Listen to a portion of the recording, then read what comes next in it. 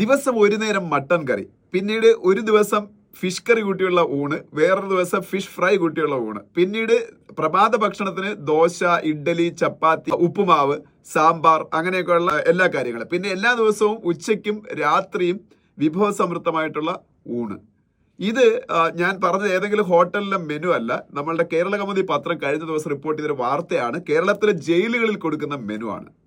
അപ്പൊ ഇത് ഈ ജയിലുകളിൽ ഈ 4 സെൻട്രൽ ജയിലുകൾ എവിടേക്കാണെന്ന് അറിയാം. തിരുവനന്തപുരം, കണ്ണൂർ, വിയ്യൂർ, തവന്നൂർ. ഈ 4 സെൻട്രൽ ജയിലുകളിൽ 4000-ഓളം തടവുകാരാണുള്ളത്. അതിൽ കാപ്പ ചുമത്തപ്പെട്ടവരുണ്ട്, ബലാത്സംഗ കേസുകളിലെ പ്രതികളുണ്ട്, വധശിക്ഷയ്ക്ക് വിധിക്കപ്പെട്ട 40ഓളം പേരുണ്ട്, ജീവപര്യന്തം വിധിക്കപ്പെട്ടവരുണ്ട്. ഇവർക്ക് മാത്രം 57 കോടി രൂപയാണ് കഴിഞ്ഞ 6 വർഷത്തിനകത്ത് കേരള സർക്കാർ ഭക്ഷണത്തിന് വേണ്ടി ചെലവാക്കിയത്. പിന്നെ ജില്ലാ ജയിലുകളുണ്ട്, മറ്റ് ജയിലുകളുണ്ട്. അപ്പൊ ഇവിടത്തെയും കൂടെ കൂട്ടിയാൽ ഇതിന്റെ ഇരട്ടി കൂടുതലാവും മൊത്തം ചെലവെന്ന് പറയുന്നത്. പത്രം റിപ്പോർട്ട് ചെയ്തിരിക്കുന്നതാണിത്. അപ്പൊ ഇത് ആർക്കും നല്ല ഭക്ഷണം കൊടുക്കുന്നത് നമ്മൾ ആരും എതിരല്ല. ഇന്ത്യയിലെ മുഴുവൻ പൗരന്മാർക്ക് ഏറ്റവും മികച്ച ഭക്ഷണം തന്നെ കിട്ടണം. പക്ഷെ നമ്മുടെ രാജ്യം നമ്മൾ ആലോചിക്കണം. നമ്മുടെ രാജ്യത്ത് 57% സ്ത്രീകൾ പോഷകാഹാരക്കുറവ് മൂലം വിളർച്ച അല്ലെങ്കിൽ അനീമിയ അനുഭവിക്കുന്നുണ്ട്. അതുപോലെ നമ്മളുടെ കുട്ടികളിൽ വലിയൊരു ഭാഗം പോഷകാഹാരക്കുറവ് അനുഭവിക്കുന്നവരാണ്. ഏജ് അഡിക്വേറ്റ് ആയിട്ടുള്ള, അതായത് പ്രായത്തിനനുസരിച്ചുള്ള വളർച്ചയില്ലാത്ത കുട്ടികൾ പകുതിയോളം, നമ്മുടെ മൊത്തം കുട്ടികളുടെ പകുതിയോളം വരുമെന്നാണ് വേൾഡ് ഹെൽത്ത് ഓർഗനൈസേഷന്റെ കണക്കുകൾ പറയുന്നത്. അതായത് അതിന് സ്റ്റണ്ടിങ് എന്ന് പറയും. അപ്പൊ അതുപോലെ ഈ പ്രസവ സമയത്ത് അമ്മമാര് മരിക്കുന്നു. അത് ഈ പോഷകാഹാരക്കുറവ്, പിന്നീട് അവരുടെ ഗർഭകാലത്ത് ഉള്ള പോഷകാഹാരക്കുറവ് മൂലമാണ്. പിന്നീട് ഹോസ്പിറ്റലിൽ പോയി പ്രസവിക്കാത്തതുകൊണ്ടൊക്കെ അങ്ങനെ സംഭവിക്കാറുണ്ട്.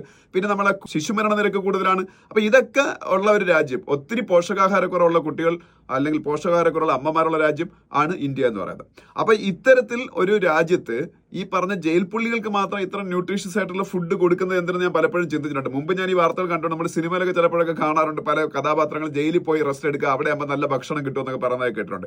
അപ്പൊ ഇത്തരത്തിലുള്ള വാർത്തയും കൂടെ കണ്ടപ്പോൾ എനിക്കൊരു വീഡിയോ ഇതിനെ കുറിച്ച് ചെയ്യണം തോന്നി. അപ്പൊ എന്തുകൊണ്ടായിരിക്കും നമ്മളുടെ നിയമം ലംഘിച്ച് ജയിലിൽ പോകുന്നവർക്ക് ഏറ്റവും നല്ല ഭക്ഷണം കിട്ടുന്നു, അതേസമയത്ത് നിയമം അനുസരിക്കുന്ന പൗരന്മാർക്ക് പലപ്പോഴും നല്ല ഭക്ഷണം കിട്ടാതെ പോഷകാഹാരക്കുറവ് അനുഭവിക്കേണ്ടി വരുന്നത്? ഇത് എന്തായിരിക്കും അതിന്റെ കാരണം എന്ന് അറിയാവുന്ന ഒരു കമന്റ് ചെയ്യുക. ഇനി ജയിലിൽ ഇത്തരത്തിലുള്ള ഭക്ഷണം കൊടുക്കുന്നതാണോ, എന്തെങ്കിലും ഇന്റർനാഷണൽ എഗ്രിമെന്റ്സ് ഉണ്ടോ എന്ന് എനിക്ക് അറിഞ്ഞുകൂടാ. കാര്യം നമ്മളുടെ പല രാജ്യങ്ങളിൽ നിന്നുള്ള കുറ്റവാളികൾ ഇന്ത്യയിലേക്ക് കൈമാറ്റം ചെയ്യാൻ ശ്രമിക്കുമ്പോൾ അവർ പല രാജ്യങ്ങളും പറഞ്ഞൊരു പരാതി ഇന്ത്യയിലെ ജയിലുകളിലെ സൗകര്യങ്ങൾ പോരാന്നാണ്. ഇനി അങ്ങനെ എന്തെങ്കിലും ഇന്റർനാഷണൽ നോംസ് ഉണ്ടോ എന്ന് എനിക്ക് അറിയത്തില്ല ഇത്തരത്തിലുള്ള ഭക്ഷണം കൊടുക്കാൻ.